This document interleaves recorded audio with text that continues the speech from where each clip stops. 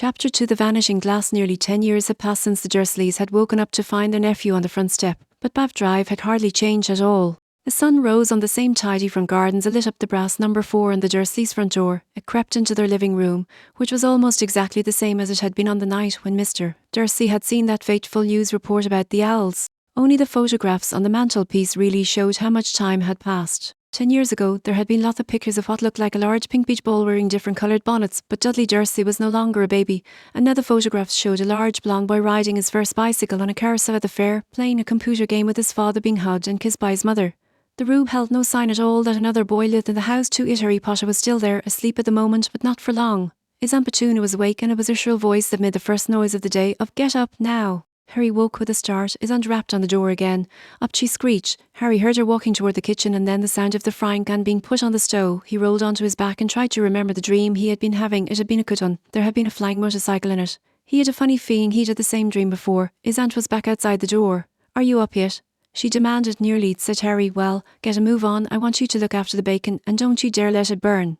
I want everything perfect on Dudley's birthday." Harry groaned. "What did you say?" His aunt slapped through the door. Nothing. Dudley's birthday, how could he have forgotten? Harry got slowly out of bed and started looking for socks. He found a pair under his bed, and after pulling a spider off one of them, put them on. Harry was used to spiders because the cupboard under the stairs was full of them, and that was where he slept. When he was dressed, he went down the hall into the kitchen. The table was almost hidden beneath all Dudley's birthday presents. It looked as though Dudley had gotten the new computer he wanted, not to mention the second television and the racing bike. Exactly why Dudley wanted a racing bike was a mystery to Harry, as Dudley was very fat and hated exercise unless of course it involved punching somebody. Dudley's favourite punching bag was Harry, but he couldn't often catch him. Harry didn't look it, but he was very fast. Perhaps it had something to do with living in a dark cupboard, but Harry had always been small and skinny for his age. He looked even smaller and skinnier than he really was because all he had to wear were old clothes of Dudley's. And Dudley was about 4 times bigger than he was. Harry had a thin face, knobbly knees, black hair, and bright green eyes. He wore glasses held together with a lot of scotch tape because of all the times Dudley had punched him on the nose. The only thing Harry liked about his own appearance was a very thin scar on his forehead that was shaped like a bolt of lightning. He had it as long as he could remember, and the first question he could ever remember asking his Aunt Petunia was how he had gotten it. "In a car crash when your parents died," she had said, "and don't ask questions." Don't ask questions, that was the first rule for a quiet life with the Dursleys. Uncle Vernon entered the kitchen as Harry was turning over the bacon. "Comb your hair," he barked by way of a morning greeting. About once a week, Uncle Vernon looked over the top of his newspaper and shouted that Harry needed a haircut. Harry must have had more haircuts than the rest of the boys in his class put together, but it made no difference. His hair simply grew that way all over the place. Harry was frying eggs by the time Dudley arrived in the kitchen with his mother. Dudley looked a lot like Uncle Vernon. He had a large pink face, not much neck, small, watery blue eyes, and thick blonde hair that lay smoothly on his thick, fat head. Aunt Petunia often said that Dudley looked like a baby angel. Harry often said that Dudley looked like a pig in a wig. Harry put the plates of egg and bacon on the table, which was difficult as there wasn't much room. Dudley, meanwhile, was counting his presents. His face fell. 36, he said, looking up at his mother and father. "That's 2 less than last year, darling. You haven't counted Auntie Marge's present. See, it's here under this big one from Mommy and Daddy." "All right, 37 then," said Dudley, going red in the face. Harry, who could see a huge Dudley tantrum coming on, began wolfing down his bacon as fast as possible in case Dudley turned the table over. Aunt Petunia obviously scented danger too, because she said quickly, "And we'll buy you another 2 presents while we're out today." "How's that, Bockin? 2 more presents? Is that all right?" Dudley thought for a moment. It looked like hard work. Finally he said slowly, "So I'll have 39 sweetums," said Aunt Petunia. "Oh." Dudley sat down heavily and grabbed the nearest parcel. "All right then," Uncle Vernon chuckled. "Little Tyke wants his money's worth just like his father. Atta boy, Dudley." He ruffled Dudley's hair. At that moment the telephone rang, and Aunt Petunia went to answer while Harry and Uncle Vernon watched Dudley unwrap the racing bike, a video camera, a remote-control airplane, 16 new computer games, and he was ripping the paper off a gold wristwatch when Aunt Petunia came back from the telephone looking both angry and worried. "Bad news, Vernon," she said. "Mrs. Fig's broken her leg. She can't take him." She jerked her head in Harry's direction. Dudley's mouth fell open in horror, but Harry's heart gave a leap. Every year on Dudley's birthday, his parents took him and a friend out for the day, to adventure parks, hamburger restaurants or the movies. Every year, Harry was left behind with Mrs. Fake, a mad old lady who lived 2 streets away. Harry hated it there. The whole house smelled of cabbage, and Mrs. Fit made him look at photographs of all the cats she'd ever owned. "Now what?" said Aunt Petunia, looking furiously at Harry as though he'd planned this. Harry knew he ought to feel sorry that Mrs. Fick had broken her leg, but it wasn't easy, and he reminded himself it would be a whole year before he had to look at Tybalt, Snowy Mr. Paws and Tufty again. "We could phone Marge," Uncle Vernon suggested. "Don't be silly, Vernon. She hates the boy." The Dursleys often spoke about Harry like this, as though he wasn't there, rather, as though he was something very nasty that couldn't understand them, like a slug. "What about, what's her name, your friend Yvonne? On vacation in my orchid," slapped Aunt Petunia. "You could just leave me here," Harry put in. "Hopefully he'd be able to watch what he wanted on television for a change, and maybe even have a go on Dudley's computer." And Petunia looked as though she'd just swallowed a lemon and come back and find the house in ruins. She snarled. "I won't blow at the house," said Harry, but they weren't listening. "I suppose we could take him to the zoo," said Aunt Petunia slowly, "and leave him in the car. That car's new, he's not sitting in it alone." Dudley began to cry loudly. In fact, he wasn't really crying. It had been years since he'd really cried, but he knew that if he screwed up his face and wailed, his mother would give him anything he wanted. "Dinky Duddy Dums, don't cry, Mummy won't let him spoil your special day," she cried, flinging her arms round him. "I don't want him, TT, to come." Dudley yelled between huge pretend sobs. "He always spoils everything." He shot Harry a nasty grin through the gap in his mother's arms. Just then the doorbell rang. "Oh, good Lord, they're here," said Aunt Petunia frantically, and a moment later, Dudley's best friend, Piers Polkiss, walked in with his mother. Piers was a scrawny boy with a face like a rat. He was usually the one who held people's arms behind their backs while Dudley hit them. Dudley stopped pretending to cry at once. Half an hour later, Harry, who couldn't believe his luck, was sitting in the back of the Dursleys' car with Piers and Dudley on the way to the zoo for the first time in his life. His aunt and uncle hadn't been able to think of anything else to do with him, but before they'd left, Uncle Vernon had taken Harry aside. "I'm warning you," he had said, putting his large purple face right up close to Harry's. "I'm warning you now, boy, any funny business, anything at all, and you'll be in that cupboard from now until Christmas." "I'm not going to do anything," said Harry, honestly, but Uncle Vernon didn't believe him.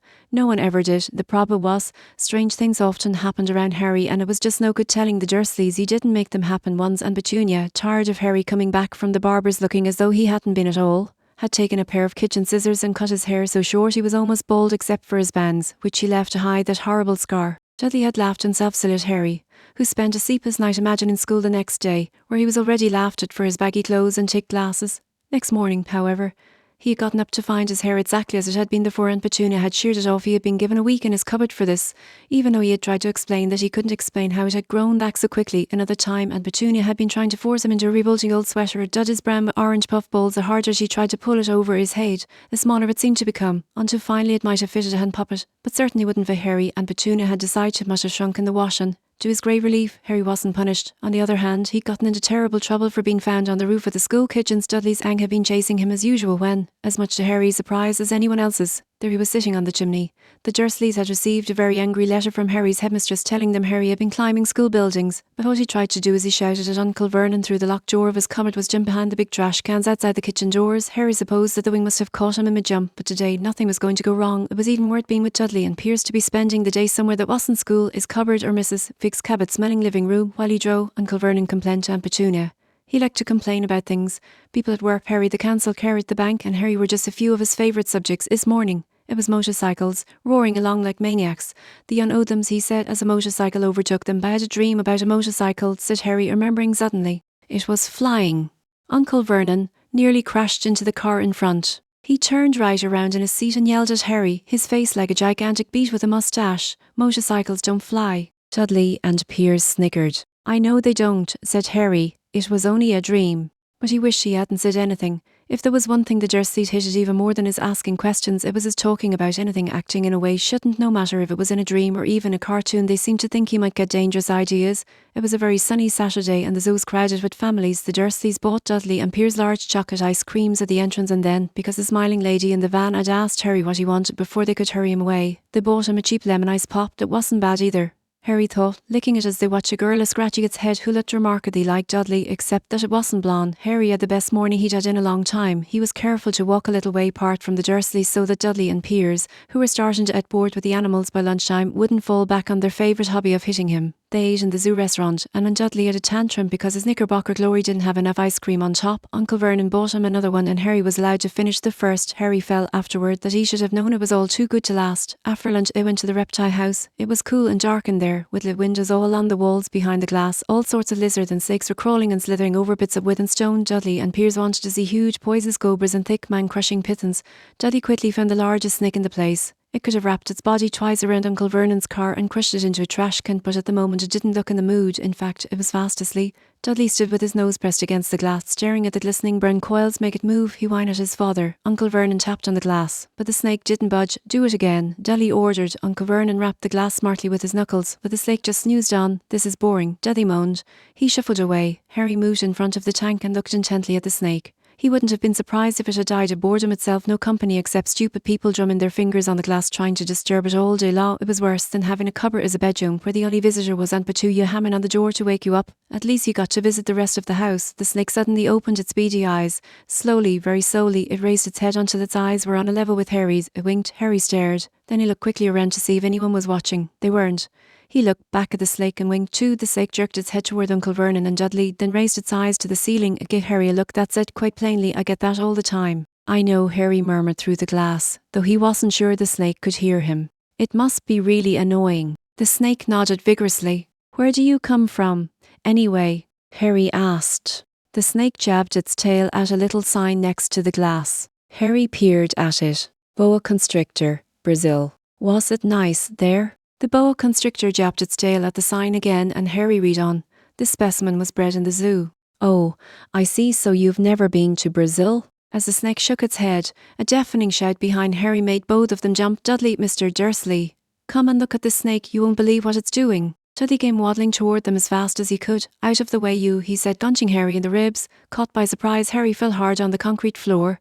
What came next happened so fast no one saw how it happened. 1 second, Piers and Dudley were leaning right up close to the glass. The next, they had leapt back with howls of horror. Harry sat up and gasped. The glass front of the boa constrictor's tank had vanished. The great snake was uncoiling itself rapidly, slithering out onto the floor. People throughout the reptile house screamed and started running for the exits. As the snake slid swiftly past him, Harry could have sworn a low, hissing voice said, Brazil, here I come. Thanks, amigo. The keeper of the reptile house was in shock. But the glass, he kept saying. Where did the glass go? The zoo director himself made Aunt Petunia a cup of strong, sweet tea while he apologised over and over again. Piers and Dudley could only gibber.